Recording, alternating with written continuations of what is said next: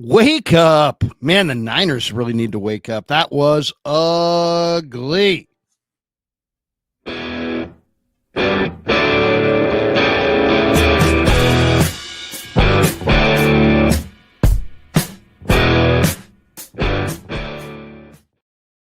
Yeah, if you're looking for ugly, boy, have you found the right show. Damon Bruce and Larry Krueger with you. It is great to have you here for a wake up on Monday, October 27th. Larry, we've been forgetting to thank our sponsors in the beginning of the show way too often. So let's get that taken care of today. We know we got a very big crowd, probably a halfway angry crowd in here to get to. And we will talk about everything that didn't happen yesterday in Houston. It was a bad day, but we appreciate everybody being here. It is Monday morning therapy here on Wake Up. It's great to have you. Please hit like and subscribe.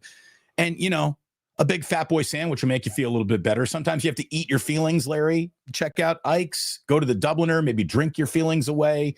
And, you know, here's how bad yesterday was, Larry. I went 0 for 4 on all 4 legs of my sleeper parlay. Wow. I haven't done that in a while. That's the golden sombrero of gambling. That is rough. Well, if you're going to lose a parlay, that's the way to lose it. Seriously. Lose it in grand fashion. Thanks to, some of the people in the chat, in the comments are like, these commercials, screw you guys. And it's like, guys, this is how I feed my family. This is how I support myself. So, sorry, when you listen, name me a platform that you can digest where you get no ads, nothing, no ads at all. It would take one $3 million super chat, and we'll never talk about this stuff again. Well, and just, big, beyond that, I mean, obviously, yeah, that'd be great. But beyond that, I mean, it's just like you tune into 15 minutes of the radio, you're going to get 7 or 8 minutes of commercials. You tune into a half hour of television, you're going to get 7 or 8 minutes of commercials. We may give you 2 minutes max. So anyway, thanks to Pig and a Pickle for being the title sponsor of the Krug Show. They're in Emeryville. They're in Corte Madera. They're open 7 days a week from 11 a.m. till 8 p.m. or until they run out, and they do run out. So go say hi to Damon and Mary, get some brisket chili. Tell them I sent you. Also, 49er football season on the Krug Show is presented by Sleeper all season long, the fastest growing fantasy platform in the entire world. It's a one-stop shop. You get blazing fast news, real-time stats, group chat, season-long leagues, and, of course, Sleeper picks for daily fantasy. Use promo code Larry, Larry, and Sleeper will match your first deposit up to $100. Links in the description. Terms and conditions do apply. All right. Was that really that painful? I made it through it. I'm okay. You're okay. I'm okay, We're Larry. all here. We made it through the other side of that laborious commercial break. No, but seriously, thanks to our sponsors for sponsoring us. Thanks to Damon's sponsors for sponsoring the Plus. Thanks to my sponsors for sponsoring the Krug Show. And thanks to all of you for being here on a Monday. We know you have choices. You have all kinds of options just as it pertains to YouTube alone. So we appreciate every single one of you guys for being here. We appreciate the effort that you're making to get here. I don't appreciate. Go ahead. I was about to say, imagine if every single time you went to walk outside, you had to dodge falling safes and pianos. Every step, like not a single casual. Every time you went outside, you had to look out for safes and pianos. It is hailing safes and pianos on the 49ers. And we said on Friday, at least I said on Friday, I didn't really love their chances going to Houston. I could see how they could win, but I didn't love their chances to the point where if they lose and they lose bad and they look bad, I'm not going to be upset. We're not going to get angry about this one. Now, I still haven't rewatched the game. I plan on doing that this afternoon, and maybe I will get angry upon rewatch. But just as it washed over me, Larry, yes or no? Is that the worst first half of football Kyle Shanahan's ever had as a head coach? It felt like it, didn't it? Well, I mean, this is what happens when you go 3 and out, and then the other team has a 10+ play drive, and yep. Yeah, I mean, it was bad. I mean, it was bad every way you slice it. How often are all 3 phases? Maybe the best phase for the 49ers yesterday was special teams. And there were even special teams mistakes. I wouldn't even go there. I mean, they downed the ball. You're giving special teams the nod when on a day where they kicked no field goals and had a ball downed at the 1-yard line against them. That wasn't good. Big return, though. Big return. Yeah. I saw a big return at the end of that first half. Thank you very much. They didn't have a first down until the final drive of the first half, and everything that could go wrong did go wrong. And I haven't seen First of all, let's just start with this. Let's be grown-ups here. Congratulations to the Houston Texans. That's a really good defense. That's a good defense. Does Will Anderson Jr. play like that every week? I mean, I don't go out of my way to see the Houston Texans unless I kind of have to.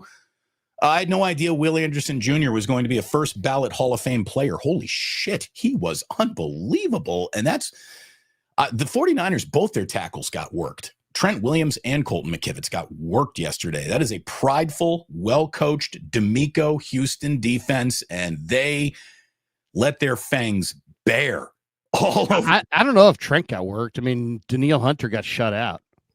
He didn't have a hit. He didn't have a sack. He was going against Trent. It was McKivitz that just got dominated, and he even admitted it after the game. McKivitz said afterwards, he's like, hey, man, I got worked. I got worked really good. And there's no question. Will Anderson had himself a day, and he did it all against Colton McKivitz from what I could tell. But, yeah, I mean, it was just, where do you start? I mean, some people would say it starts with the offense. But, Damon, I look at it this way. Houston was allowing 14 points a game to opposing offenses. The Niners scored basically right there. They scored 15. I didn't think it was going to be high scoring. All my predictions for the Niners winning this game were like 17-9, 17-12. It wasn't, I didn't think they were going off. I just thought that I watched Houston's horrible offense last week where you have Stroud's not seeing it. Their O-line can't protect. Their left side of their O-line really can't protect. They have a rookie running back, and they had two rookie receivers starting. Or, of their three receivers, two of them were rookies. So, I mean, you've got basically the worst offense known to man in the league. And what do the Niners do? I mean, this is the part that I just sit here, and go, what were they thinking? It's like you have Upton Stout, Demo Lenore, Renardo Green. They're not the greatest corners, but they're better corners than Xavier Hutchin, Jalen Knoll, and Jaden Higgins are receivers, and they're faster than Hutchinson, Knoll, or Higgins. And it's like the game plan, I did a bunch of different previews where we're like, okay, what's the game plan? The game plan had to be hug up really, really, really tight on the coverage, suffocate them, and don't give them any room and dare them to throw the ball over your head. Instead, the Niners came out and they blitzed more than they ever have, but they sat in a soft zone and allowed Stroud to complete like 23 of 28 in the first half. Yeah. I mean, he was just absolutely, every time he dropped back to pass, there was multiple guys wide open, and the coverage was fucking soft. So, I mean, Robert Saleh was supposed to be a great defensive coordinator. The plan stunk. Or maybe the plan was not to play soft, but the execution of said plan stunk. Either way, it's like, why would you play super soft coverage against a team that has no real speed to go by you, and they have no offensive line to protect long enough to give the quarterback enough time to let them go by you? Why? He's going to get rid of the ball quick. You knew that ball was coming out fast. And it came out fast all throughout the first half to receivers who were wide freaking open. Right. I mean, it was pretty evident. And they were busts too. 50-yard pass play, 44-yard pass play, 30-yard pass play. I mean, well, the 50-yard was just a check down, right? And Woody Marks, I mean, Bethune, was that a bust? Was that on Bethune? Was that on Winters? It was hard to tell. It was on one of those two guys. It was either on Bethune, who got wired inside, or, when Marks faked that he was going to block inside, Bethune decided he was not going out in the pattern. Maybe, I think that was Bethune's guy. But he got the ball on the sidelines, and it was like, there's nobody there. Oh, and there he goes. And that's 10 yards, 20-yard gain, 30-yard gain, 40-yard, 50-yard gain, 50-yard gain for Woody Marks. Yeah. So, I mean, they had, on paper, they had no pass rush.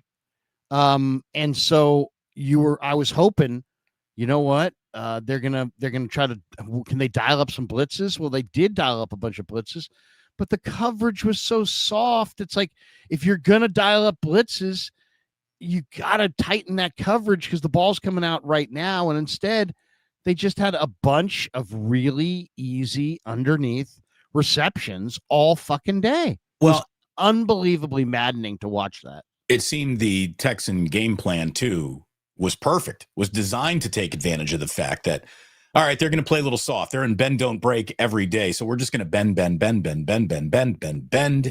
every single time a third down came up, it felt like they converted it.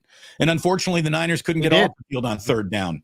And it's just that simple. Look, everything that you just said about the game plan, about the soft coverage, Larry, you are spot on correct on all of it. At the same time, you don't even need to go there with any of that because it is simpler than that. When a team is absolutely stretched to its physical limitations while failing to execute against a really good defense on the road, you're in trouble. That's it. Like, there's some football truths that no amount of coaching is going to overcome. And the 49ers got beat in the trenches.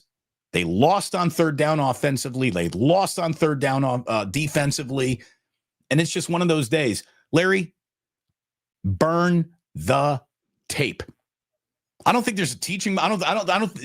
Just that was bad. That was bad. Let's not talk of it again. I think you got a winnable game in New York against an NFC team next week. The choice to split these two, you take the NFC team over the AFC team every day.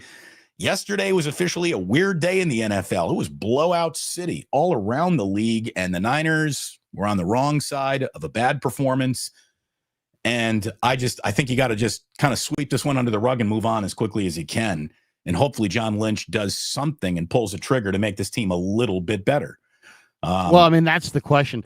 You know, when you were watching the Niners win the time of possession, sometimes decisively, you're thinking to yourself, wow, that looks really good. And then I always think to myself, what would the Niners look like if they had that done to them? And we got the answer. They got beat on the time of possession, 41-22 to 18-38. And Doubled you up. saw what it looks like. I mean, it was ugly. I mean, the 49ers ran for 4-8. I mean, it's usually football's about who runs the ball, who stops the run. The Niners ran for 4-8 a carry.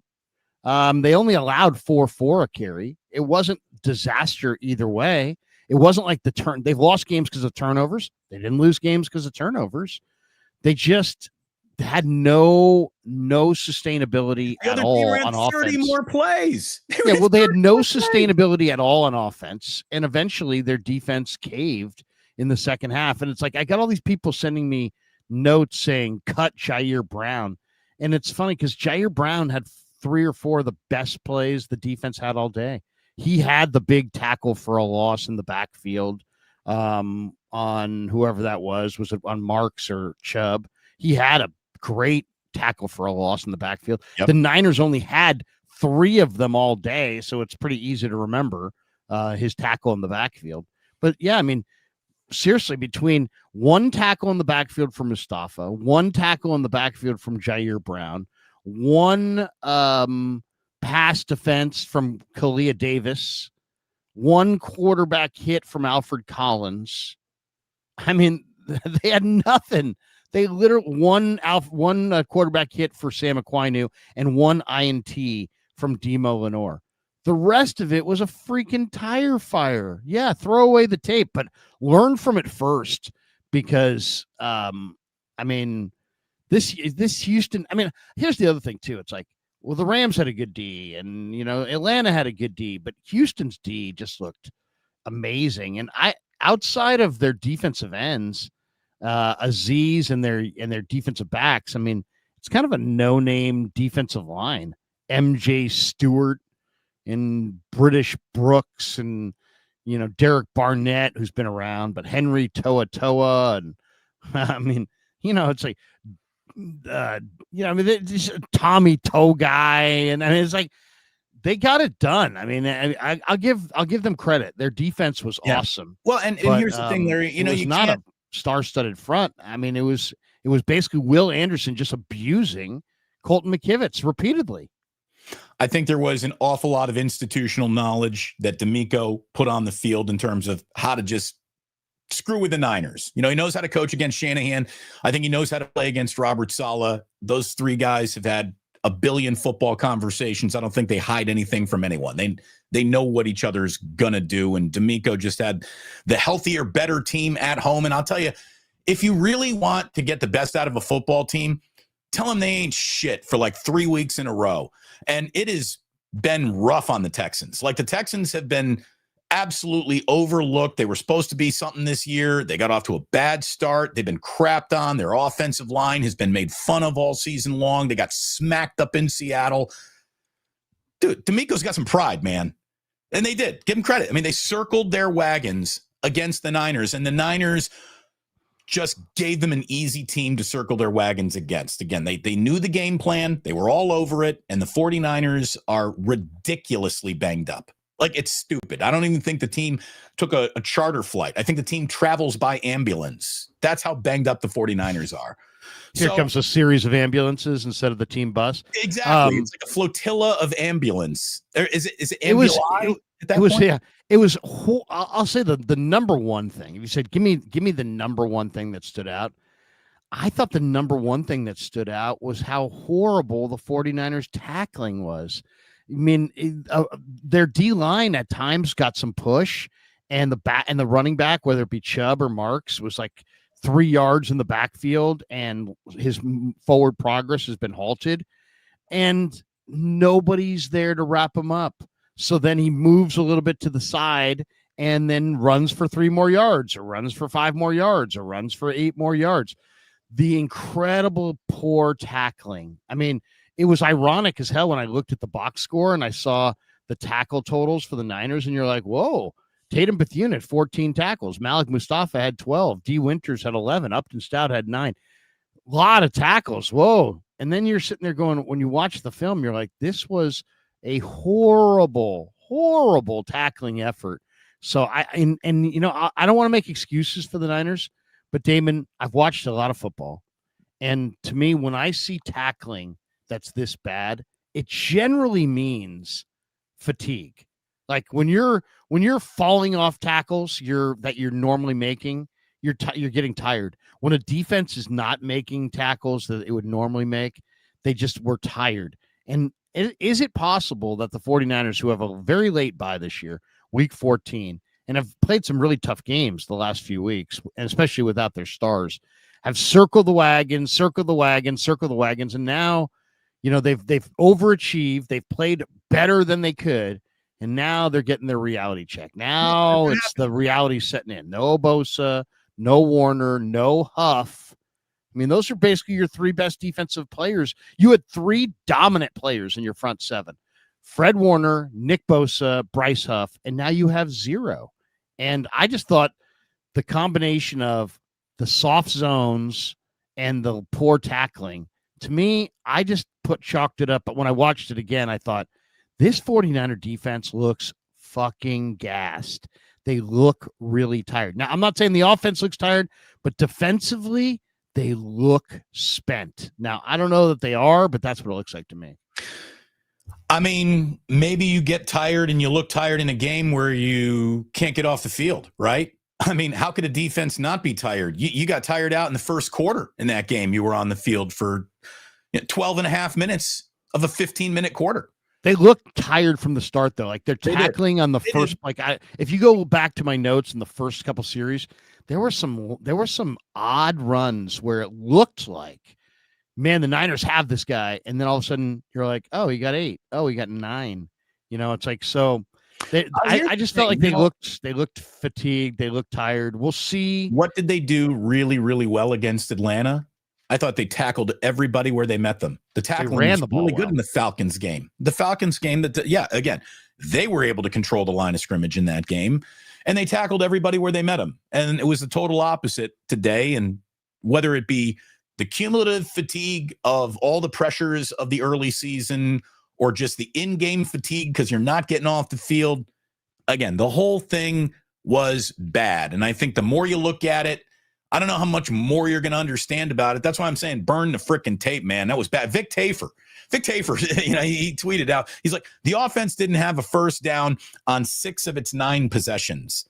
The defense blew coverages on 3rd downs all day. And not having Nick Bosa, Fred Warner, and Bryce Huff didn't help. The 49ers never sacked CJ Stroud and touched him only twice. If you've watched it was awful. If you've watched Houston all year, CJ Stroud gets touched every other play in every other game he's played. I mean, that's how just uncompetitive the Niners were at the line of scrimmage. The Niners defensive line made an objectively bad offensive line look good. Well, it's all about pressure. It's all about pressure. Listen to these numbers on pressure. Kev dug these up last night. Mac Jones was pressured on 50% of his snaps, which is a high. That's a big number, Larry. A high number. In those snaps, he went 4 of 13 for 64 yards and an interception when pressured. The 49ers produced, or I should say, the 49ers pressured CJ Stroud, I should say. Not at all. 24.4% of his dropbacks. Bullshit. Sometimes numbers lie. He was not under pressure. They blitzed him on 33% of his snaps, which is the highest blitz rate all year, which is what you would think, right? You have no Huff, you have no Bosa. The Niners have been blitzing right around 20%. Without Bosa, a few years ago, they blitzed, I think, 35%. Well, sure enough, 33% blitz rate in this game. Without the blitz, Stroud was pressured at a 7% pressure rate. So Jones was pressured at a 50% pressure rate. The Niners pressured Stroud 24.4% of the time, but they blitzed him the highest percentage they have all year. And without the blitz, when they did not blitz, 7% pressure rate. They had no pressure at all except for blitzing. So now the question is, what do you do? What do you do? Some people today are saying this team's so bad that John Lynch shouldn't do anything. I get that. I understand that. And other people are saying John Lynch needs to do this. I mean, some of the people who cover the team, guys like Matt Barrows, Matt Mayoko, guys who are not usually the type of guys who say the Niners need to do this, the Niners need to do that. Last night, we're saying the Niners need to get pass rush. John Lynch needs to trade for a pass rusher. So what is it? I mean, are the Niners cooked? No Warner, no Bosa, it ain't their year. They should tuck tail, pack it in, play out the schedule, but don't make any trades? Are the Niners in a mode where they absolutely are in it and should make a trade and try to overcome their weaknesses? And then within that whole decision, there's another decision, which is what, right? Okay, if you're gonna make a trade, if you're not gonna make a trade, you gotta cross that bridge. Once you cross that bridge, then it's a matter of what exactly do you do to this team to try to get them going? As you said, it's a wide open league. So there's not, I'll just say this. There's more than one option here. And that's why we're here this morning, is to debate that, I think, more than anything. Because you're right, Damon. We should throw away the tape, burn the tape. I mean, obviously Shanahan and the players are going to watch it. They're going to do what they always do. But, man, they're going to try to swim technique this thing and get down the road, Damon. They're going to try to make sure they forget about this as fast as possible. So let's forget about this for a moment and just get to it's Monday morning of trade deadline week. Where do you want John Lynch to go? Do you want John to be like, no, hang up the phone, John, go to Cabo, don't make any trades, retain all your picks, make no moves? Or are you in that camp that says make this particular move? Or do you have more of a philosophical approach of how you want them to proceed? But that's, I think, what I'd love to hear from the fans and you today is like, what do you think is the best plan? Because I think it is debatable. I think it's a pretty healthy, open debate, really. I think it's one that's worth having. I think Trey Hendrickson was a scratch yesterday for Cincinnati, and everyone was like, ooh, what's going on there? I don't know. It's probably not going to be an injury, I think. Yeah, here's the deal, Larry. I am not going out of my way to sell off a part of the future, especially as I'm evaluating what I'm looking at internally. You'll need all of your draft picks next year to become a younger, better football team. I think you're drafting 2 tackles, a center. You need more defensive linemen, even though you're the team that only drafts defensive linemen. You're going to need a running back eventually. You're going to need a wide receiver. You're going to need a corner. You're going to need the Niners are going to have needs, so they shouldn't give away too much. But we keep returning to the same names that come at reasonable cost. Arden Key, Bradley Chubb, Jermaine Johnson. These players are not a huge mortgage the future moves to attain. I don't think they are. So that's, I think, a direction you go in. And if the argument to not do anything is, well, what is one defensive end going to do? Well, look, you don't have one defensive end. You are getting Bryce Huff back. Bryce Huff is a good player. I would put a good player across from him, and I would ask this young defensive line and young players everywhere, guys, just keep improving. Here's the reality. There's not a lot to love except what could be your record after next week. Dude, that Cam Scatteraboo injury sucks, man. I feel so bad for him. I don't want to see it again. That's terrible. But it benefits the 49ers' chances to go win that game greatly. There's a very good chance, Larry, after next week, the 49ers are 6-3. And knowing everything you know about this team, if I walked up to you in a dark alley and said, I'm selling you 6-3 right now, you buying it? Fuck yeah, you are. 6-3 through 9 weeks under the circumstances this team has played the first 9 weeks under is house money. Giving up on this season is ridiculous. I don't want to hear another word about it. The 85 Bears ain't out there looking to just stomp you. This is not a great league a pretty good football team will be your Super Bowl champion. That's it. Pretty good. The Niners. And there is no such thing as giving up, really.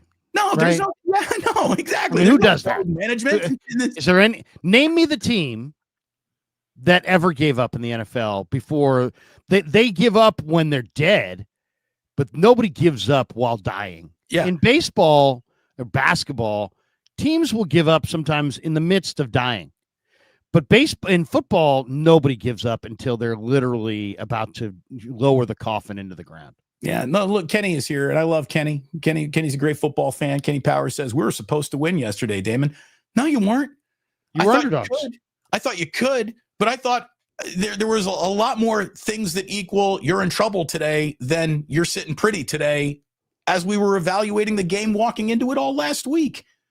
The Niners did have some chances, some breaks that they went their way to maybe have won that game. They have gotten away with some football murder this season to go into Houston with that record that they've had. Football police caught up with the 49ers yesterday. They didn't get away with murder. And I just think that, and we said this last week too, it is insane to say Fred Warner and Nick Bosa are done for the year, but you still could be getting healthier as the year goes along. That is still out there. Brandon Ayuk, still out there coming. Brock Purdy, eventually, still out there. He's coming. And you know what? Here's the thing. Does everyone just want to be angry today? It feels like that. Everyone wants to be a little bit angry. No, I just think I just think that it's hard to say you're in it when you just got trounced the way they got trounced. Right. It was 1 week of football has nothing to do with the next week of football. Everywhere. Look across this league. The Falcons look like world beaters. They beat the freaking Bills. Then they get smacked by the Niners and they lose to the Dolphins.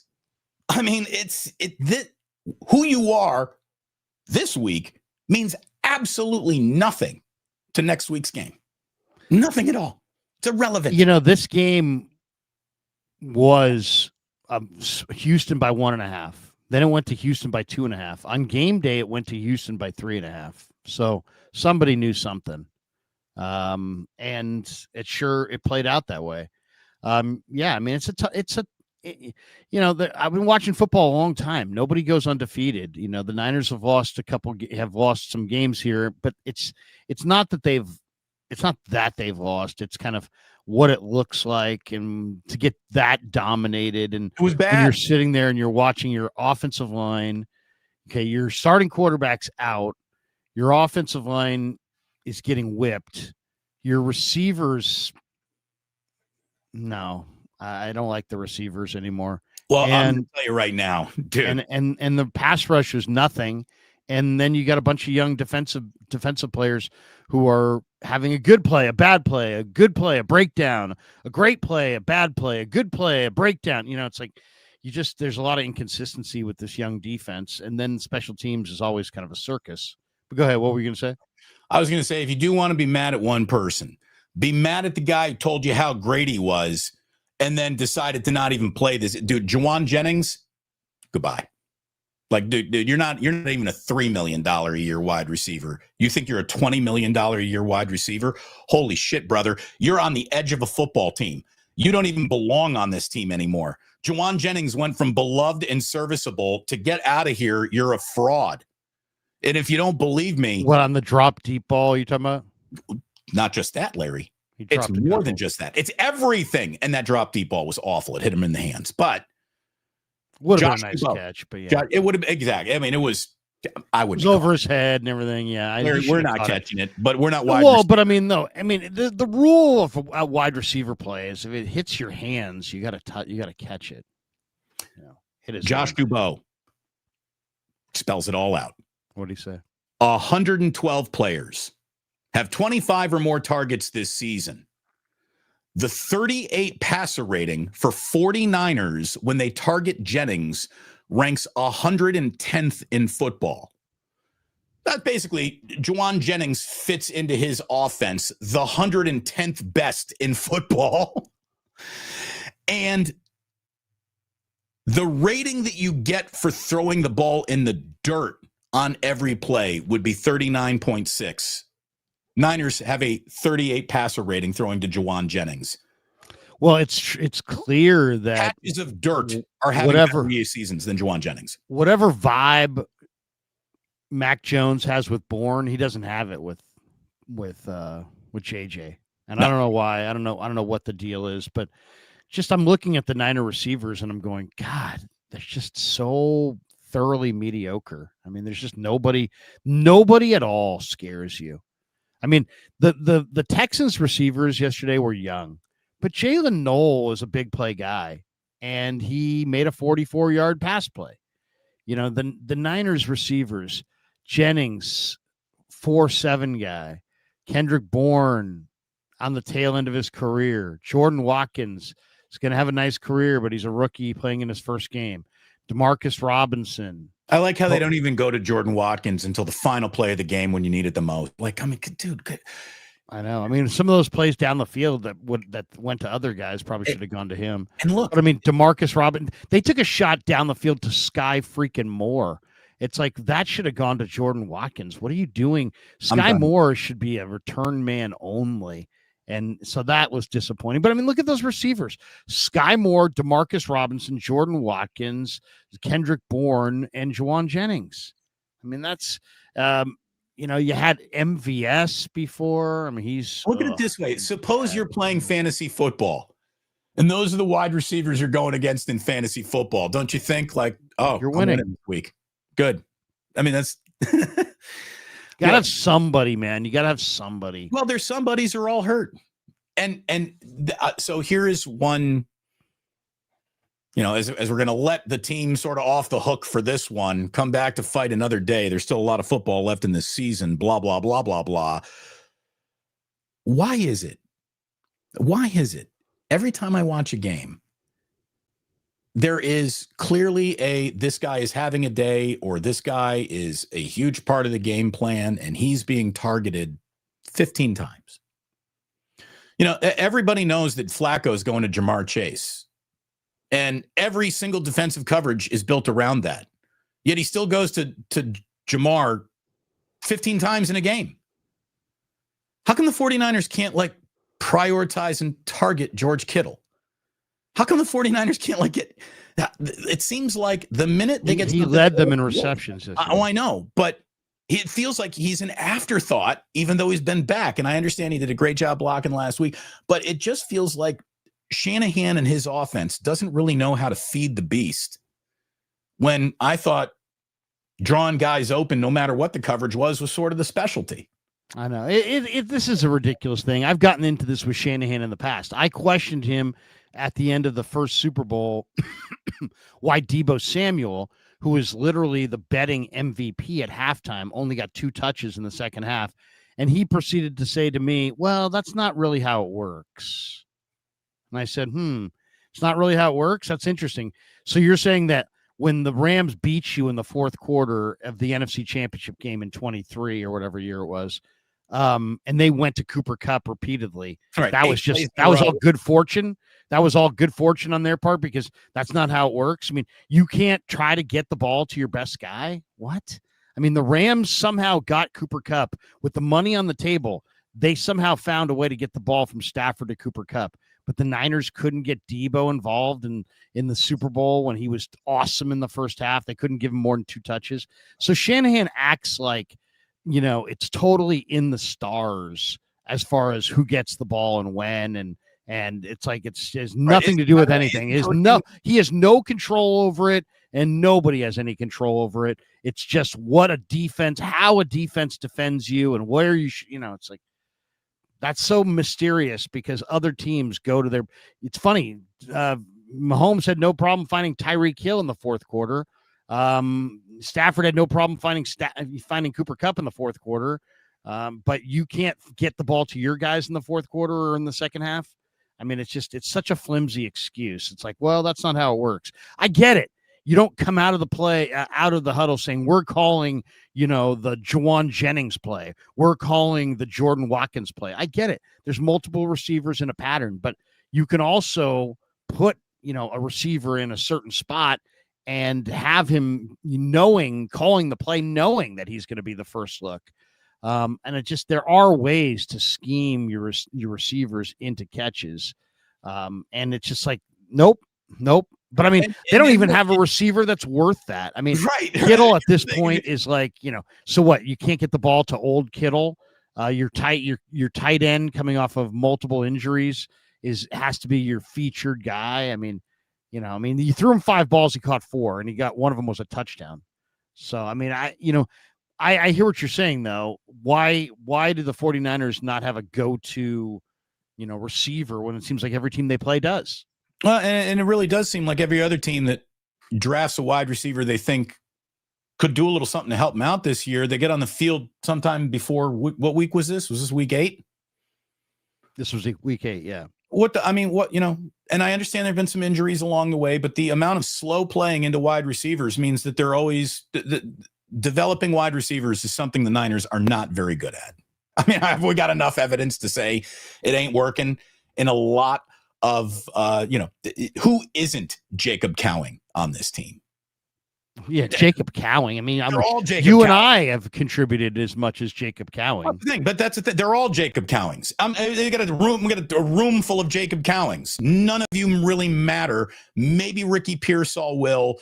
Brandon Ayuk, come back quickly. This team needs I can't say anything about Pearsall because Niner fans get so butthurt when I give them reality on Ricky Pearsall, which is that he's fucking glass. He's fucking glass. He's who is on the Niners all the time. He hasn't played for weeks. I mean, it's like what was the injury? Right. What was the injury? A knee bruise? That bruised knee. He hasn't played for weeks. By the way, what is this? B1 Yonsei Blow 420. That's a lot going on there. It says Damon obsessed with being 6-3 and really thinking they are contenders on this team. On paper, it's a joke. We would be a fake 6-3 team. You're not 6-3. So no, that would be next week with the win. With a win in New York, you'll be 6-3 through 9 weeks. I'm not putting next week down as a win. You just got your offensive line just got whipped by a line that's not as good as the line that you're probably going to face next week. Maybe, but again, it's Jackson Dart and good luck. I mean, so yeah, but I mean, it's Dexter Lawrence, it's Abdul Carter, it's Brian Burns, it's okay. Here's the thing, so it's Kayvon Thibodeau. It's these guys have good defensive linemen. Here's the thing, but if they don't lose, they will be 6-3, right? And there's a lot of talk. Contenders. They're in it. They're in it right now. They won games early. You cannot play a playoff game in the regular season. You got to get there. That's what this is about right now. We ain't measuring contenders. You're just building a resume. That's all this is.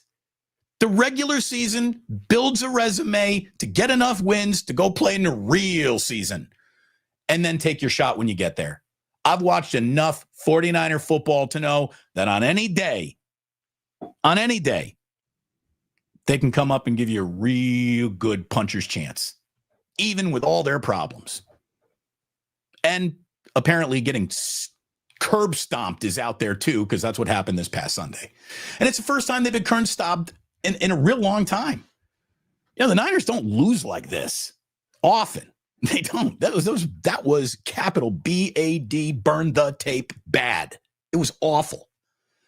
I don't think they're going to have two that bad, that awful games in a row. I don't. I think they're better than that. Even as they're terrible, they're better than that.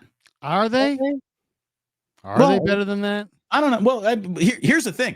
Are they? I mean, really? It doesn't matter if you 49ers. The 49ers are. I mean, let's take a look at this and be real about this for a second. Here's the deal. That game is kicking off at 10 a.m. on Sunday, no matter what you are. The 49ers are 5-3, and they're -4 in point differential. You could argue that they're not as good as their record. No, they're not. Indicates. They're not. But 5-3 -4. They don't have to be better than their record right now. All they need to be is their record right now. Yeah, but I'm just saying, are they better than their record or worse than their record? Well, -4 tells you that they were fortunate to win the games that they won, and they may be worse than their record. They're 3-0 in the division. They're 5-1 in the conference, so they're positioned nicely still, but they've got the lowest point differential in their division at -4. And they've gotten away with some football murder. They got the same point differential as Dallas. I mean, think about that. How about this? Isn't the way you draw it up. This isn't what you want, but this is what you got. And unfortunately, the Niners had painted themselves into this corner. We'll see if they can get out of it. I mean, they're a middling football team.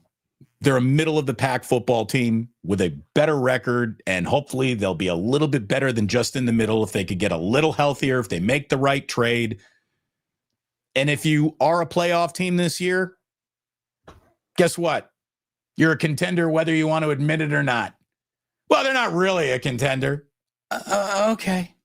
Well, they're in the playoffs, which means maybe you're wrong.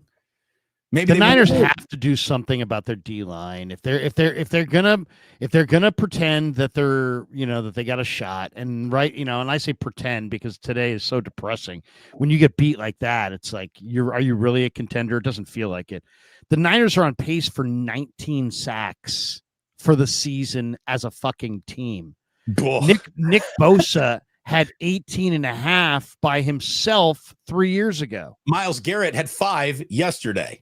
The Houston offensive line came into this game ranked 30th in pass block win rate, but the Niners are worse as a pass rush team, ranking 31st with 9 sacks, on pace for 19. I mean, Stroud, who last week against Seattle completed 46.9% of his passes, had a 76.9 completion percentage to go along with 318 yards and 2 touchdowns. And that's without playing with his top 2 receivers. No Nico Collins, no Christian Kirk. I mean, it's like they were absolutely horseshit. Absolutely horseshit. But then John Lynch has gone on and on. And when he went on KMBR last week, he's like bending over backwards. He's doing like gymnastics in his office to tell Murph and Mack that the Niners they've been making phone calls, but they don't need to make a trade. And this was the exact quote from him on KMBR last week. We've got plenty in this building. Really? You couldn't produce anything at all. You're on pace for 19 sacks. You're a horrible pass rush right now that's getting worse because Sam Aquinu went down, Jordan Elliott went down. I mean, these guys went down. D. Winters left with an injury, so they're losing even more firepower. And then Muel Williams, what would you say you do here? Travis Gibson, Robert Beal Jr. I mean, none of those guys sniffed a sack or a hit on the quarterback yesterday. That should be the nickname of their, really good defensive lines. The Purple People Eaters, the 4-man front. Right. What are you calling it? The Robert Beal Juniors. That should be the 49ers defensive nickname. They're the Robert Beal Juniors up front. What do you do here? Do you do anything? Because I've been hearing about it should be called Nick Bosa, Bryce Huff, and the Huffettes. I mean, it's like literally the rest of you guys. What would you say you do here? So I mean, it's just there's other guys out there that they could trade for, but it's because you're at practice all the time. You're at practice all the time. You go watch more football practice than I would. Than any company could ever pay me to do. I don't like watching football practice. I watch football games, okay? When you're watching football practice, does Nick Martin run around with his pants on backwards and his helmet sideways, looking out an eye hole, and decide to go spend most of his afternoon at Great America? Does he play? Does he I mean, is Nick Martin the biggest fucking buffoon you've ever seen in practice, that incapable of playing to where he hasn't dressed yet this year with all of these problems? Because if he is that bad, then we got to talk about the draft picks that you guys are making. And if he is not that bad, we got to talk about how you're grooming guys to get ready. Where is he? Where is that guy? Yeah, I mean, seriously. Now it's pretty clear that you're like putting anybody. You're not going to play Nick Martin until you absolutely have to.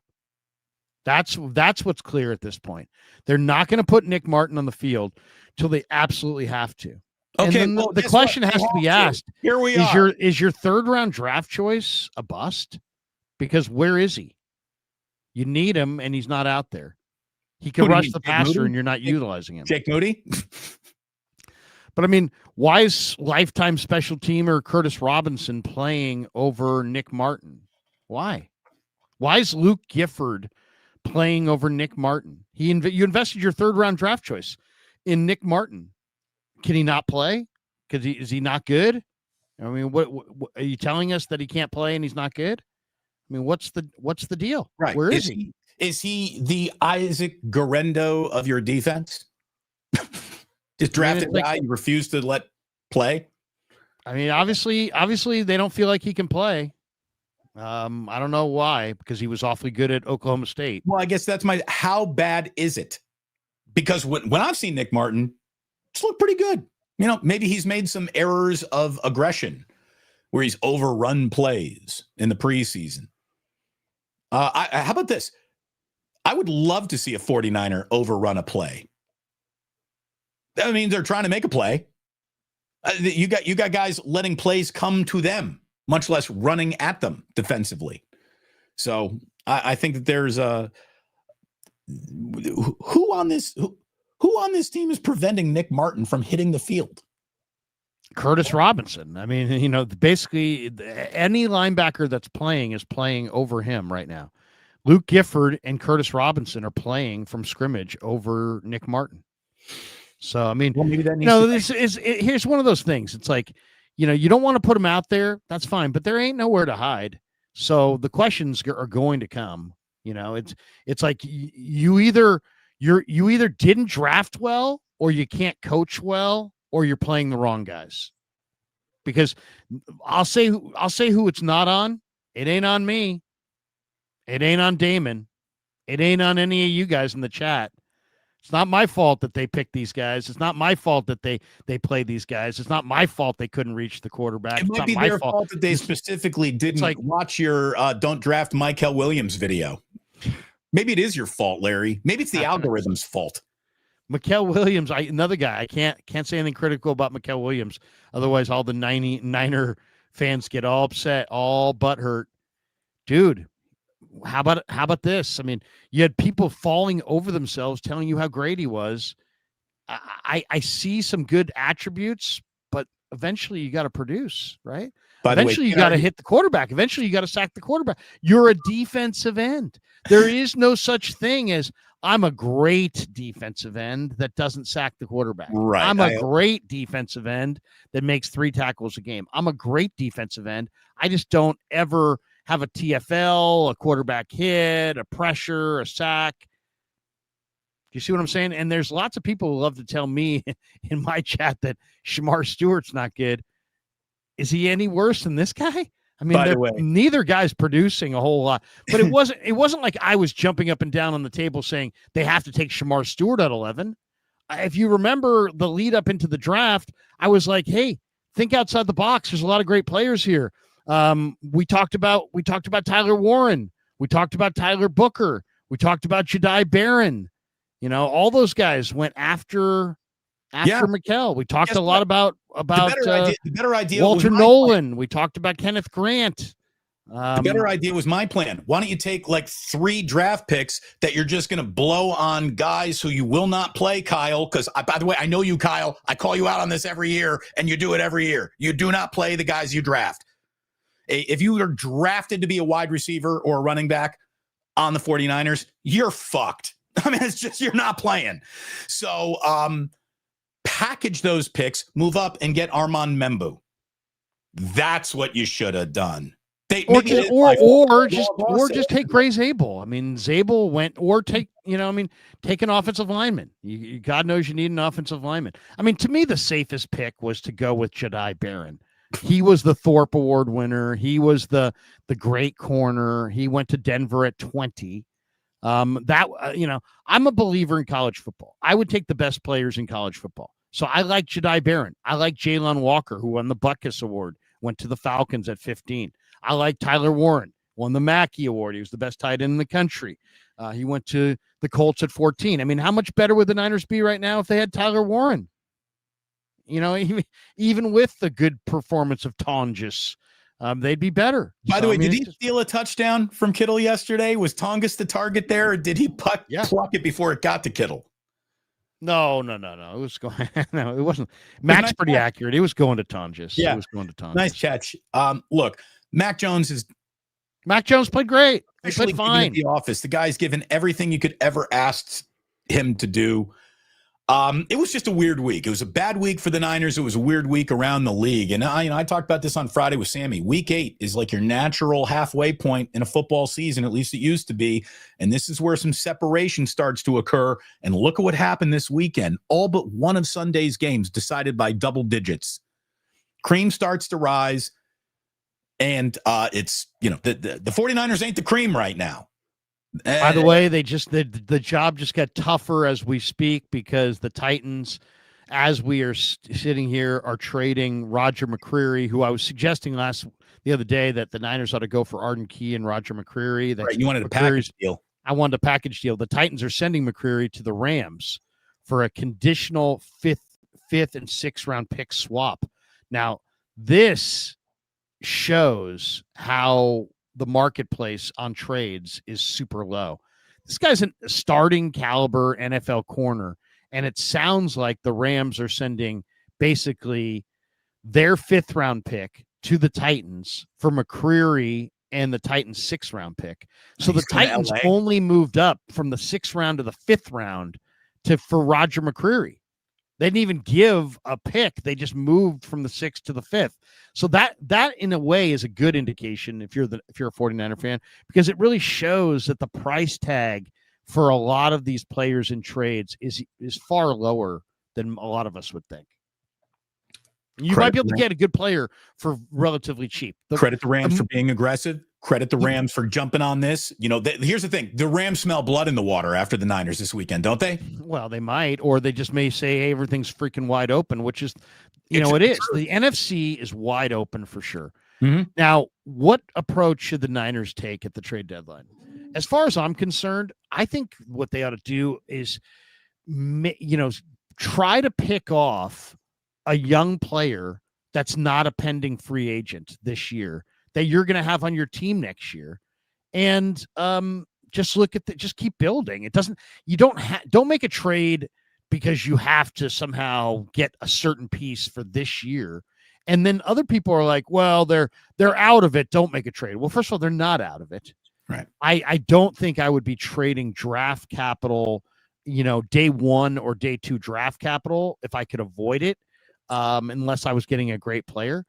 But I mean, according to the reports, the Jets are listening to offers for Quinnen Williams. I'm absolutely calling on Quinnen Williams if I'm the 49ers. The Jaguars are listening to Brian. You have a first rounder for Quinnen Williams. He ain't going for no, he's not going for a first rounder. He's not going for a first rounder. I mean, he's going to go for a second rounder then, Larry. I mean, he's not that you are. If they're trading Quinnen Williams for a second rounder, the Niners should be there today. They are supposedly. They're offering. Supposedly it's Quinnen Williams for a second round pick. But my whole point is, the Jets have, I would give them a second round pick, and then something if I could get a Quinnen Williams and something else. Michael Clemens. How about Quinnen Williams and his brother? How about Quinnen Williams and Quincy Williams? And you get the linebacker to help you for the present, and you get the defensive tackle. My whole point is this. I would not I wouldn't trade a 4th round pick for Bradley Chubb or somebody who's like a free agent at the end of the year. But if I could get a significant good player that's in his 20s, I would make a move. And I think the 49ers ought to really look to do it because they cannot draft with any consistency. I mean, I don't need to do this, but I could take out the John Lynch draft report card and we could go through it with a fine-tooth comb. We've done it. I could show you 10 misses in the 3rd round or higher. So, Les Snead had this problem. He was hitting, he was missing. He was hitting, he was missing. So what did they do? They said, screw this. We're trading for Ramsey. We're trading for Stafford. We're trading, we're going to add veterans and we're going to get over the top with some veterans. Well, maybe that's where Lynch is at right now. Maybe they need to, see if they can get over the top with some veterans. I'm not saying trade your 1st round pick, but you got to pick a direction. If Jacksonville is getting tired, if Jacksonville's gotten tired of Brian Thomas, I want Brian Thomas. The 49ers do not have a receiver that's worth a damn. They have guys who are hurt, guys who are old, guys who had a career 3 years ago. They don't have anybody good now. I want somebody good now.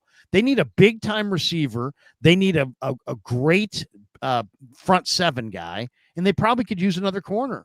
And, of course, they need an offensive lineman or two, but that's probably not even in the cards at the trade deadline because they're just not available. So, but, I mean, I wouldn't just punt. I would use this as an opportunity to see if I could, because what happens in the NFL? Teams make good decisions in the offseason because there's no pressure. Teams make really bad decisions in season because there's all this pressure. And so that's where you can trade for Christian McCaffrey, and that's where you can trade for Micah Parsons. And that's where because people have all these pressure points and there's all this shit going on. It's like, I can tell that, like there are some coaches that are very impulsive, and like the Jets, for example, their coach, Aaron Glenn, is very volatile and very impulsive. And if they suddenly want to trade Quinnen Williams, then do it. Then absolutely do it. Take advantage of some of these impulsive, bad decisions that are being out there. Owners. If supposedly Jacksonville wants to get rid of Brian Thomas Jr., Brian Thomas Jr. is worlds better than all of the Niner receivers put together. He's having a sophomore slump, and that's it. It's like this guy was awesome with Mac Jones last year. Go get Brian Thomas. If you can get Brian Thomas, go get Brian Thomas. You don't have that right now. Mac Jones. And you have Mac Jones. I mean, you have Mac Jones. I mean, if I went up to Mac Jones in the locker room tomorrow and said, Mac, what do you think of Brian Thomas? He'd be like, oh, dude. Oh, I love that guy. Oh, are you kidding me? That guy's awesome. He's amazing. Yeah, me and him made beautiful music together last year. It was like 5 weeks in a row that he went over 100 yards, and all these people talking about the resurgence and the improvement of Brian Thomas. He was he probably was the best rookie receiver in the sport last year. He had almost a 1,300-yard season. He was the 3rd best receiver in football. He's having a sophomore slump, and now Jacksonville wants to get rid of him. absolutely I'd be at that door. And do the Niners, is a receiver at the top of their list? No. But guess what? Trading for a great player should be at the top of their list at all times, every year, every day. And he's a great player. They say, you're not supposed to draft for need. You draft talent. Right. Maybe free agency, should be approached a little bit like that at the same time. He is a talent. But I just think the Niners need to be concerned with other places based on their circumstances and what they have gotten out of a completely unimpressive wide receiver room to this point. It all went bad in Houston. It hasn't been all bad all year. As a matter of fact, the 49ers offense pretty much been chugging along the way it normally does, beyond the running game being a little unimpressive. I'd just be looking defense. I'd be looking defensive line. And it's just sad that you'd have to look at defensive line here when all you've Your offense scored 15 yesterday against a really good team that is averaging 14. Your offense didn't have a first down on 6 of its first 9 possessions. Wasn't great, Larry. I'm not saying put that in a picture frame, but I'll say this: if you want to be rosy, here's your rosy stat of the day. Only one of the Niners' next 6 opponents has a winning record, and 4 have a horrendous record. So why are you flushing this season? I wouldn't flush the season. I just wouldn't trade. I wouldn't trade my first or second or third round pick unless I'm getting a difference-making player that I control beyond this year. That's all I'm saying. Larry, you got to get a difference-making player. All I'm saying is if you got to get bouncing here in a few minutes, we better start hopping into these supers right here and now, brother. We got a lot of them today.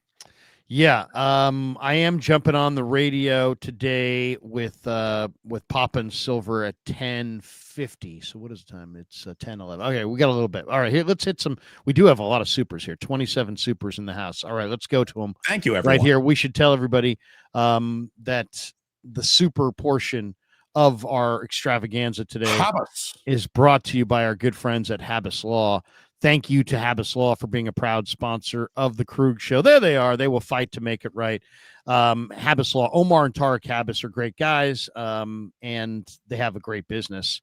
And they're outstanding. They step up big for the community, and they always do. They always step up big for the community. And today's show is sponsored by Habbas Law. For more than 40 years, Omar Habbas and his son Tarek have been standing up for people right here in Northern California. They're fierce, relentless PI attorneys. They don't back down until justice is done. They're official partners of the Giants, San Jose State, and others. But when you're injured, the insurance companies, the game plan is they try to dodge. These guys don't let them dodge. And it's really as simple as that. So if you need someone in your corner, call the firm the insurance companies hope you never call. And that's Habbas Law. They will fight to make it right. Visit them on the web at habbaslaw.com, HABBAS law.com, 1-800-INJURED, Habbas Law. They will fight to make it right. And thanks to Habbas Law for being a proud sponsor of the Krug Show. All right. We got this one from Cheddar Bob 530. Hell. You tune into an NFL game and you watch more ad time than actual football. Dude, by the way, if that bugs you, Cheddar, makes me laugh just saying that. But if that bugs you, dude, order the NFL Plus. It's like $8 a month. I have it. As soon as the game's over, you can watch a condensed version of the game. Do you want to know how long the game actually is when you take out everything, the halftime, the timeouts, all the promos, all the ads, all the stoppages? Do you know how long it takes me to watch a 49er game? 18 minutes. Well, more like, depending on the length, of course, but roughly 20 to 25 minutes. Yeah. 20 to 25 minutes to watch an NFL game that you're going to spend 3 hours watching. I wish they had this for college football. College football, I can't. It's college football is like, I don't even know what to say about college football. College football has to stop this clock stops or pauses on every first down to move the chains. That needs to be a running clock. Could be targeting. Could be let's disappear for 9 minutes. It could be targeting, and it's like, I mean, seriously, I just, when I'm watching college, I feel like baseball's trying to speed it up. College football's like, we're slowing this shit down. We got this one. Nostradamus. I never bet on the 49ers when they play an AFC team on the East Coast. Tendency to take the day off, both as coaches and players. I'll just say this. I love it. That's a good strategy. Houston is nowhere near the East Coast. Yeah. But I think it's funny. It's like, there's a map of New York that shows like, everything like west of this tunnel is like the West Coast. You know what exactly. I mean? Yeah. It's like, it's on the other side of the East Tunnel. Oh, it's a West Coast. Yeah, you get off the Tappan Zee Bridge, you're in Omaha. Like there's the arch. MSQ. On the bright side, Niners finally got a pick, LOL, and Brian Robinson Jr. at kick return moving forward. Yes. Also trade on the way this week. Yes. Well, look, it's good to see there Brian would definitely be a trade. Jr. do something to help this football team. That was the nicest special teams play of the day. Get him the ball more, wouldn't you say? Yeah, I would, but they don't.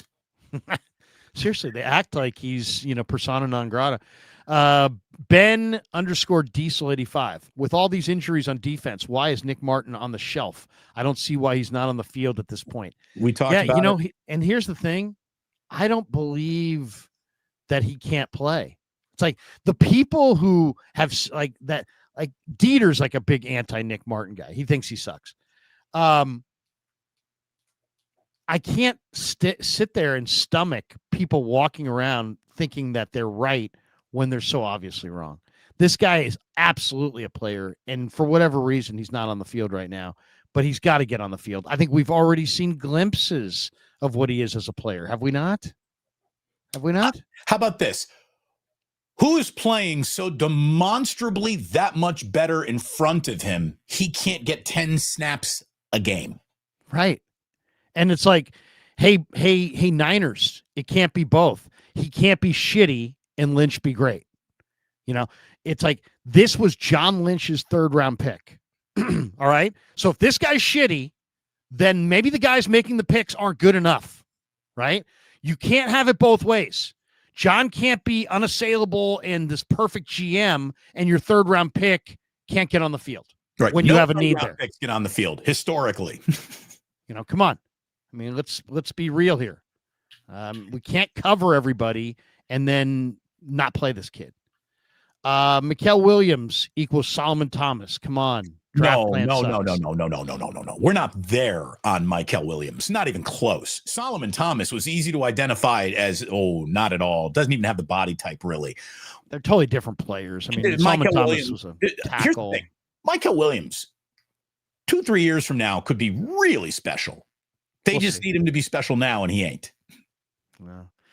I mean, in a way, Muel Williams is a really safe pick because he is very, very athletic. But as far as production, I mean, yesterday there was one play where Stroud ran, and he ran to the defensive right side, and it was Muel's side, and he was just wired inside, and he didn't get off the block at all.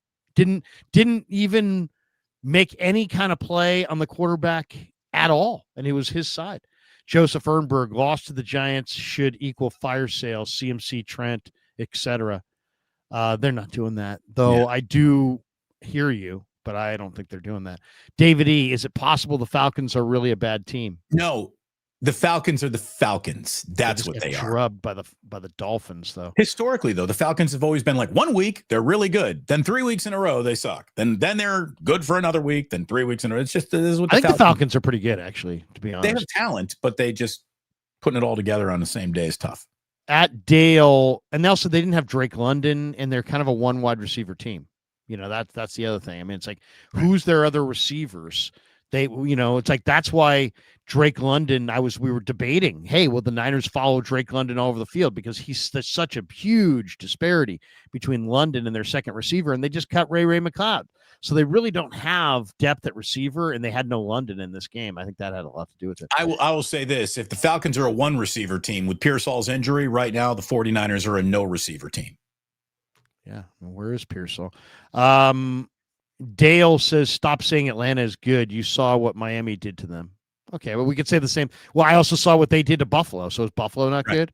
I mean, we But can that's play the this thing. game all day. It's If A, then B. If B, then C. If C, then D. A is better than D. not in the NFL, man. Yeah, Not in the just, NFL. It doesn't work like that. It's the way. It's the as the old coach would say, Larry. It's the way you play the day you play. At T Gun Z80. Remember when we saw the Colts on the schedule and laughed? Yeah. Now we're not laughing anymore. Danny Dimes doing his thing. It's amazing. Lou Anarumo and Danny Dimes. Who saw that coming? Excessive 03. Damon jinxed us by saying this was an okay game to lose because they're an Damon AFC predicted team. the future. Damon told you that football reality. You jinxed us. You freaking jinxed us. Football reality. How could you do that to us? I know. Blame Damon. Football reality was going to catch up to this. Again, you can dodge football reality until you meet a really good defense. Then that good defense might show you what the situation you really are in. And it was Jinx. It was my fault, Larry. Jinx. All right. You got to go high pitch like that. Joseph Ehrenberg, haven't beat an AFC team since week 4 last season. Yeah. And yet I would say the NFC is probably the better conference in my opinion, but who knows? I mean, we'll see come playoff time, come Super Bowl time. Dale says, to be honest, guys, I'm not even sure the team got off the plane. The ambulance, you mean? They don't travel by airplane. They travel by ambulance. Yeah. PWS, is JJ still playing hurt? I don't know, but it's hurting me to watch. Jake says this was expected. O and D lines are subpar. The defense has been hanging on by a thread the last couple of weeks. Time for Martin to play. Yeah, seriously. Boxing fan ×4. How confident, minus the T, are you that the 49ers actually draft a tackle instead of going for a wide receiver? BA may not be here. JJ shouldn't be here. Ricky stays hurt. Well, I'm not. I mean, first of all, it's how confident am I? It's October 27th. The draft is literally April 27th. I think so. It's a ways away. How confident are you that it's going to be a sunshiny day in July 19th? It's like I'm optimistic. It's usually sunny in July, but look at it this way. I was incredibly confident that they would prioritize their offensive line in the past draft. They did not. And you got Connor Colby in the 6th round. And I got bad news, everybody. Connor Colby's not good yet, anyways. I'm not saying he won't be. I don't know about that. It was 7th round, but yeah, he's struggling. He's playing. He's hurt. I mean, they're playing a 7th round guard who's not healthy. I'm very confident that the Niners are going tackle in the next draft in the 1st round, to the point where they have to go tackle, and it's unhealthy. Because the reality is you should not have that closed of a mindset coming into the draft process. You should be open-minded, but they're going to have to be closed-minded. And this is how you draft just a good player, not a great player. And they need great players. So I would my mindset would be draft great players. As far as this wide receiver, I'd rather trade for Brian Thomas right now than invest another draft pick in a rookie receiver, especially the way rookie receivers fail in the NFL. At GRYMMC29, it was CJ Stroud and good luck. CJ Stroud was not very good the week before, but he looked good. CJ Stroud returned to the player that everyone was excited about a year ago or 2 years ago this weekend. That's the best he's played in a really long time. He looked good. He did look good. That's what happens when you play a soft zone. I mean, their offensive line did not allow a sack. It was a first this season. I mean, seriously. They also managed a season high in 475 yards. So what you saw yesterday was not just the Texans. It was the best of the Texans. Barry McCorker. Barry McCockiner. Yeah. Come on. Oh, that's just awful. That is just awful. It's a little bit awful. It's also incredibly clever, and I salute you. That's just awful. Join the stream late. Sorry if this was covered, but wanted your thoughts. Would you have gone for 2 when the score was 16-6? I know it wouldn't have mattered, but it was ripped online for suggesting it. No, so I would have gone for 2 only because you're in the game that you're in. And at that point in the game, you hadn't done shit. And like you got a chance to make this a 1 possession game and half. Here's the thing, though. Even when that was a 1 possession late, Larry, I am Mr. Positive during a football game. During my watch parties, I'm saying this is a 60-minute game. Don't complain about how the game's over in the second quarter. I was pretty much saying that game was over in the second quarter yesterday. And when it became a 1 possession game late, I said it doesn't matter. This is not a 1 possession game. On the scoreboard it is, but on the football field, this is not a 1 possession game at all. The Niners aren't even, they got no shot. And it was bad. He's saying on the Kittle, when Kittle scored the touchdown, right, should the Niners have gone for a 2-point conversion yes, there?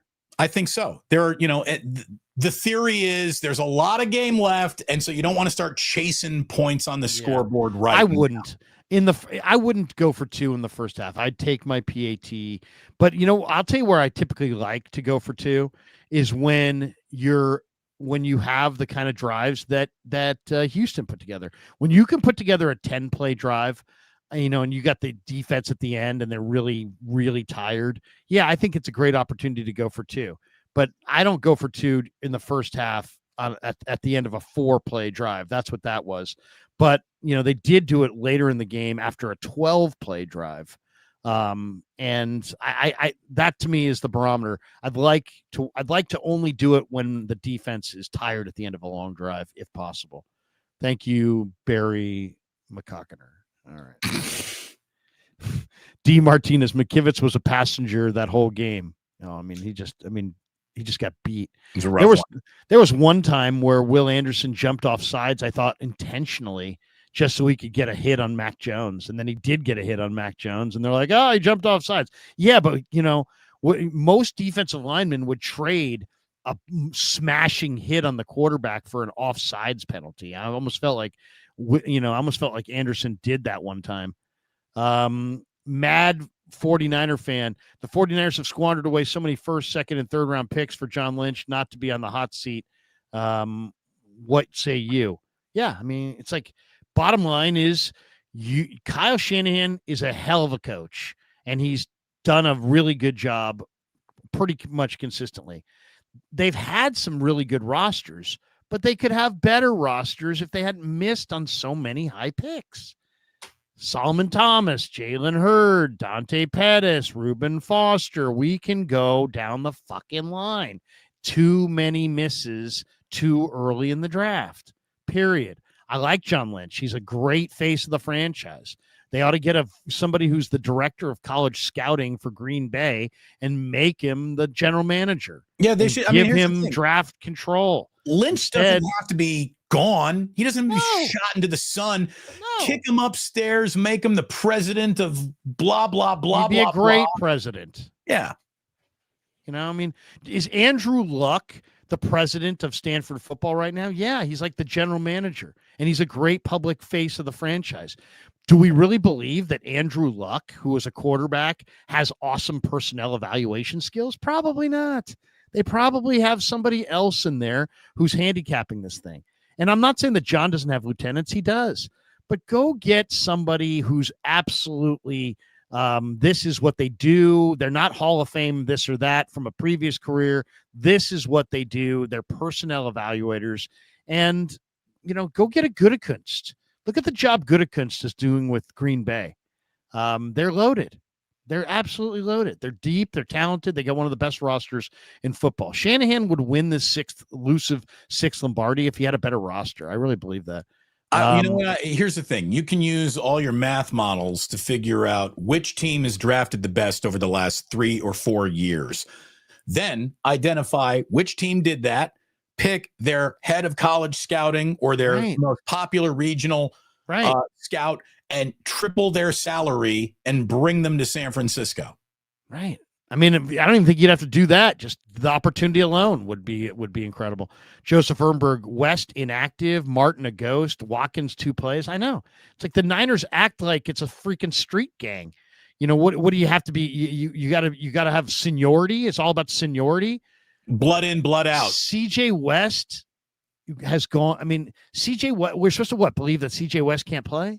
Is that what we're supposed to be told, that CJ West can't play and that Martin can't play and that Watkins can't play? They can all play, but they're not playing, and it's time to put these guys out there. You drafted them. Stop covering them. Put them out there. Either succeed or fail. It's reminding me of Trey Lance all over again. It's like, well, Trey's not good enough to even get on the field. Well, that's a fail on you then. Wear it. D. Martinez, 2 new nicknames for Brown. Either we go 90s 2 Live Crew, Doo-Doo Brown, or Missile Brown, because you can't spell missile without spelling miss first. He had a couple big-time plays, but he also had a coverage bust, and so did Mustafa. Mustafa had a coverage bust. The Niner play at safety yesterday was atrocious. Bad day. Really not good for either guy. In the doghouse, you getting back on the field at all? I think they just are slowing it down for him. Based on the way those guys played, I'd say he'd be back on the field next week. Joseph Ehrenberg, sick and tired of the ghost stats Mikel is praised for. Yeah, enough of this. If you got to look super hard and create all kinds of stats, you're full of shit and you're wrong. Baby Radiance. Let's be honest. Muel Williams can't rush the quarterback. He's not a pass rusher on the outside. He's an interior pass rusher. But if you want an outside pass rusher, right, you're not getting it. Sean Shepper. Does K secretly do drugs? Who's K? Me? I don't know. Kyle? Is that Kyle? Kyle or Kruger? It's either me. I don't secretly do anything. Larry does drugs out in the open. There's no secrets. Yeah, there's no secrets. It says 1 week genius. Oh, so they can't be me. He's talking about genius. There's nothing. Kyle. It's got to be about Kyle. 1 week genius. Then it looks like his wife built the game plan seriously bad, and ham salad looked like Legion of Shit Bend defense something. Ham salad, is that Robert Saleh? I don't know. There's so many rips in there, Sean. I love it, but no, I don't think it's like Kyle secretly does drugs. It's like I'm not privy to any of that. A code we need to crack as much as it is a super chat. Thank you, Sean. It's like what's Lucky Logger? Remember Lucky Logger caps? Oh, the clue under the cap? Yeah, it's like, riding a bike at night is, it's like, what? I had buddies who were like idiots, but man, they were like AP Lucky Logger. Anthony Catania's in the house. And of course, check out Sharp Corners Sports Cards and Collectibles. They're at 205 Cypress Avenue in Pacific Grove, California, on the Monterey Peninsula. And Anthony is at 831-521-5264. Give him a call right now. Operator standing by. Anthony donates $19.99. He says Baltimore broke this offense 2 years ago. Since that game, this offense has been flat. I'm more worried about this offense not scoring more than 2 touchdowns a game than a young defense who has been holding teams to under 30. Yeah, I mean, the defense couldn't do anything yesterday as far as they just were too soft and terrible tackling. But the defense has got a lot of youth, a lot of injuries, a lot of fatigue. And I think that's what we're looking at there. The Niners' lack of offense, I mean, I guess they're basically McKivitz just got owned by Will Anderson, and Will Anderson blew up, I would say, at least 6 or 7 plays. A lot of them were key plays. So, yeah. You're talking, so he blew up 6 or 7 plays. Yeah. Which sounds like something that is very, recoverable from, and it shouldn't really, But that's a high percentage of the Niners' total plays. That's the thing. Yesterday, the 49ers ran, what was the number real quick here? Total plays. 44 plays. So if you're 44 plays. 7 of 44 plays, that's a lot. Yeah. Yeah. It's like 20% of their plays were blown up.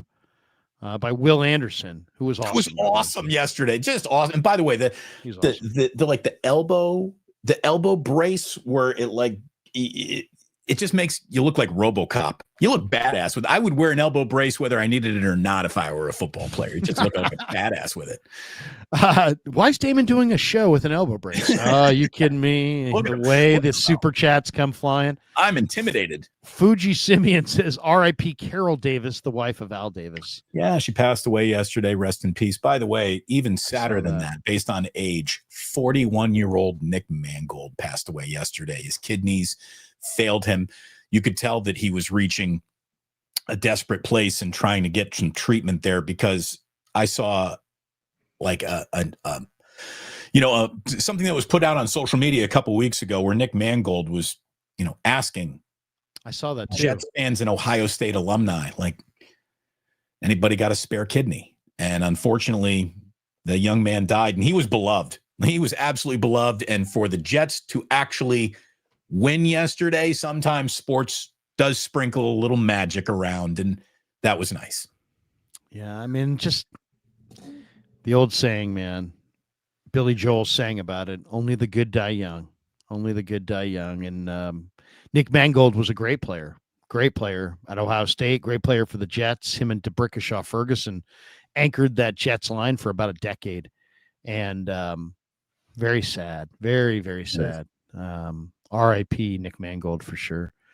D. Martinez, what's the deal with Jackson Powers Johnson and the Raiders? Well, I don't know. I mean, from what I saw last week, he had been benched, and there was speculation that they might move him. And that, like for the 49ers, like whether the Niners are going anywhere or not this year, I think it would be worth a call to the Raiders for Jackson Powers Johnson. I mean,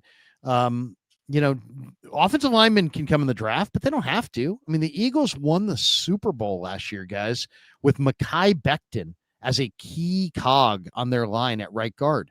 He had been kicked to the curb by the Jets, and nobody wanted him. He was persona non grata. So, but the Eagles said, hey, he's not a tackle, he's a guard, and let's put him in our system and let's see. And they rode his power on the right side of that line to a Super Bowl. So, Jackson Powers Johnson is about 330 pounds. He's a really good player. He can play center. He can play either guard spot. Obviously, he's worn out his welcome with the Raiders because he got benched. And I would definitely call. He's got serious concussion problems. Like every third practice, he is seeing somebody, and he's getting the follow the eyes check, and he's a little fragile. Well, that could be your answer right there. Yeah, that could be your answer right there. Sonia Leary, you still think Mikel was the right choice? I don't. 11th pick should be a game changer. Love your show. I never liked the pick because I thought it was a safe pick from the standpoint of his athleticism. And then I like the fact that they have an interior rusher. And I think Mikel is going to be one of those picks that when you're leaning on him to lead the charge, I think you're going to be really disappointed.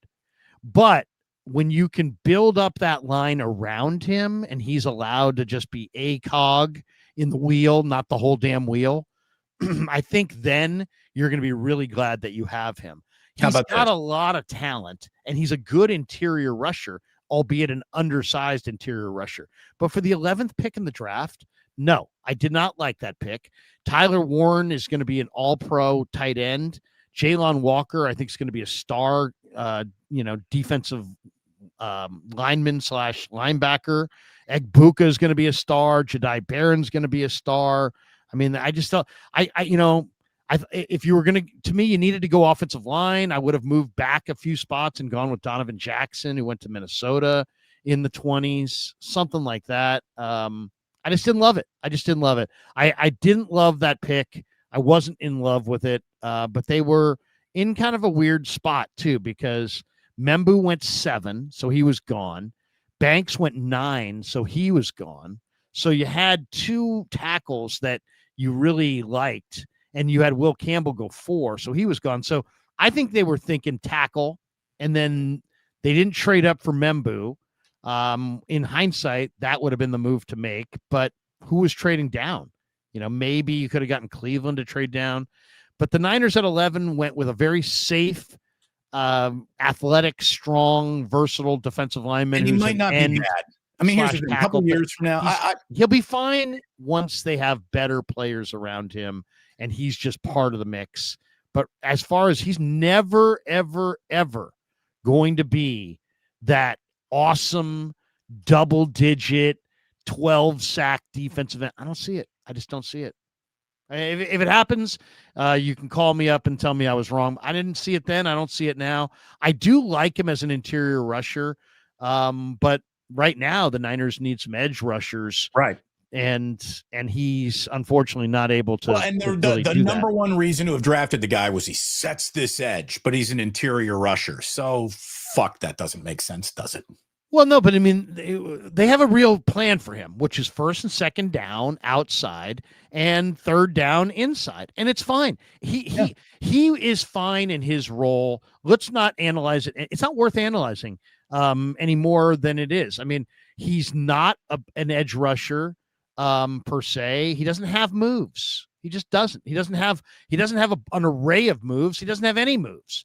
But he's also really strong, really, really tough, and can play inside. And I think you're going to see him put on about 15 pounds of good muscle.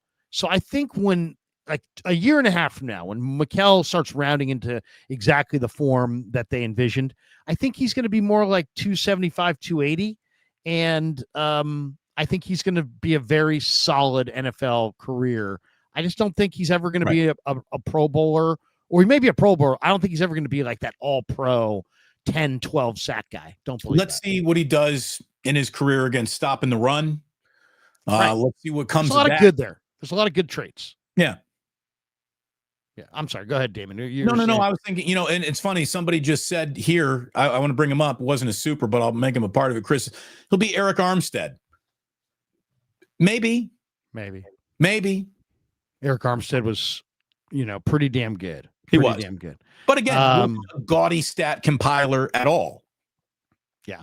Yeah. I mean, I think Muel's going to be solid, just not spectacular. Fuji Simeon, boo, Dodgers and Yamamoto. Giants couldn't sign him. Dude, we're talking about the Japanese Greg Maddux. This guy's putting up complete games in the postseason. He was fantastic. Awesome the other day.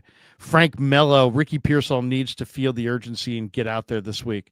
I know you don't want to rush anyone back, but it's go time. Got to start getting the quality players back. I hear you. I mean, you don't want to force anybody on the field before their time. That's for sure. 49ers squadron. 49 IRs. 49 IRs. Yeah, it's not bad. PWS. We need this Krug in the media and locker room. We need this Krug in the media and locker rooms. LOL. Oh, we need this Krug. There we go. You're saying that you want me to be angry all the time and pissed and show up at the presser going, what the fuck? Could you imagine if I started every press conference with, Kyle, I got a question. What the fuck? No, here's what you need to do. You need to take just irate. Just take all the anger out of it and just say, excuse me, Kyle, what WTF? the fuck? Yeah, what the fuck?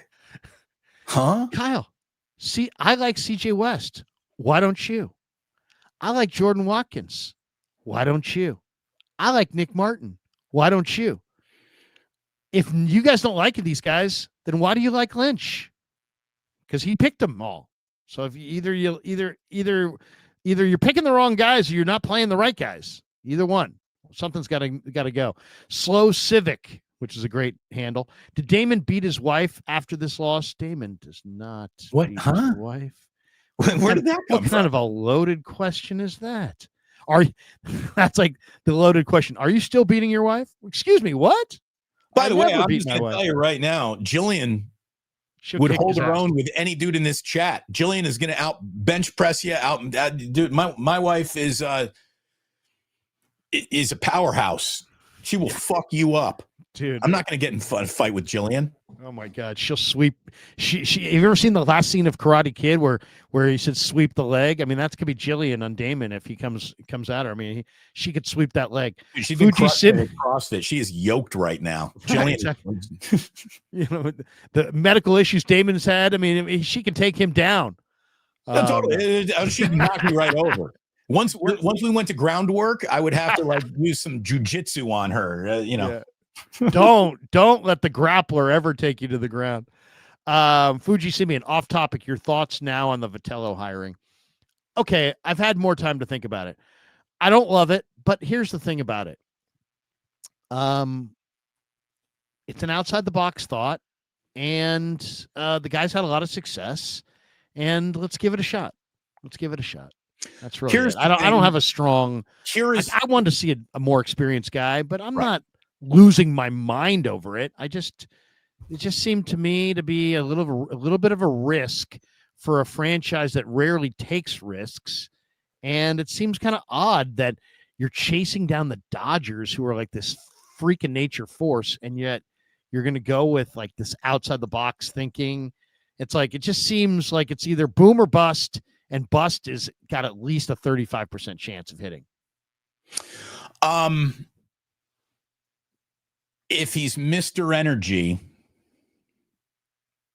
Energy waking up the sleepiest clubhouse and dugout in baseball, will maybe be a good thing. But then it's going to turn into baseball. Here's the thing. My buddy Tom Ackerman in St. Louis knows him, knows his father, says that he comes from local baseball royalty in St. Louis. The Vitello family is a big deal there. So maybe. Who knows? Again, we'll see. Fuji Simeon says Mangold on the O-line would have been awesome. Yeah, Mangold is a great player. Dale says redo the draft with the best available. Are we better?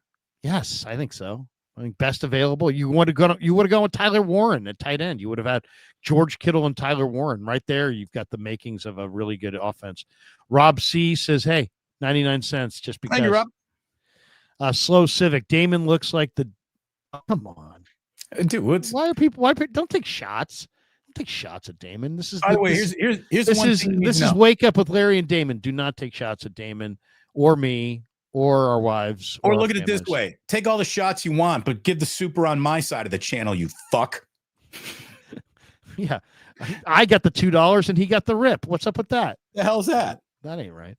All right. That is going to do it for us. I'm 4 minutes from now going to join Greg and Greg on KMBR for a quick segment rehashing yesterday's loss. So look for that. Damon, what do you got cooking the rest of the day? We got our show coming up at 11, of course. We're going to get underway. Not only are we going to go over, the horrific game that we all just watched, but some very interesting things happening with the Warriors. Do you know that Steph Curry is leading this team in blocks right now? Is that a good thing or a bad thing? We'll talk about that. Probably not good. We got Warriors and Grizzlies tonight. Back-to-back games coming up for the Warriors. And look, nobody likes Brian Kelly, and he got fired at LSU. Saw that. A&M, thank you. But his resume is, if dudes are getting fired for this resume, man, it ain't easy being a coach, and it's amazing. You can't feel bad for a guy who gets fired and still gets to keep $50 million. Is that what it is? Yeah, it's insane. Oh! Yeah. Oh, yeah. $50 million. Game 3 of the World Series tonight. So we'll talk a little bit about all that. And then there you go. That's what's coming up at 11. Larry, always a pleasure. Thanks to everyone for watching today. Like and subscribe on your way out if you haven't already. We thank you for watching. That was a bad one. Again, burn the tape. Go to New York, beat the Giants. We'll take it from there. Yeah, thanks to our sponsors, Pig and a Pickle, Sharp Corners, Claw Daddy Arcades. Great follow on Instagram at Claw_Daddy_Arcades. Thanks to Sleeper. Thanks to Habbas Law. And thanks to all of you guys. Have a great Monday. Go Niners. Peace.